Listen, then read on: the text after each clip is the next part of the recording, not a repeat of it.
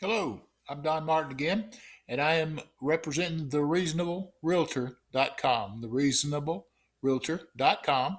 It's a website and it is a blog, and I am here today just to draw your attention to today's article, which involves 6 must-dos for the pandemic. Things you need to do at your house to help you maintain your sanity during the pandemic.